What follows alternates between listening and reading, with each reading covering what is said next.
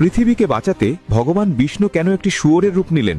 সেই শুয়োরটি কত বড় ছিল যা 15 মিলিয়ন কিলোমিটার চড়া সমুদ্র থেকে পৃথিবীকে তুলে এনেছিল? চলুন বরাহ অবতারের সেই মহাগল্প শুরু করা যাক। পৌরাণিক কথা অনুসারে এক মহাবিপদের সময় গোটা পৃথিবী ডুবে গিয়েছিল গর্ভোদক সাগর বা কসমিক ওশানের অতল গভীরে। এই সমুদ্রের বিশালত্ব ছিল অবিশ্বাস্য। এটি ছিল প্রায় 15 মিলিয়ন কিলোমিটার চওড়া, যেখানে অনায়াসে 1000টি গোটা পৃথিবী ধরে যেতে পারত।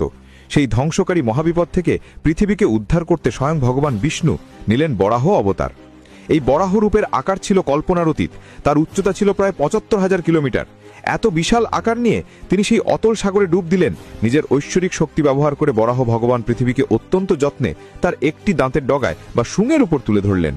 এরপর তিনি পৃথিবীকে সমুদ্র থেকে বের করে এনে সুরক্ষিত স্থানে স্থাপন করলেন। এভাবেই বিষ্ণুর বরাহ অবতার বিশাল আকারের মাধ্যমে সমস্ত সৃষ্টিকে রক্ষা করেছিলেন। বরাহ অবতারের এই অলৌকিক লীলা আপনার কেমন লাগলো কমেন্ট করে জানান। এমন আরও পৌরাণিক রহস্য জানতে এখনই সাবস্ক্রাইব করে আমাদের সাথে থাকুন।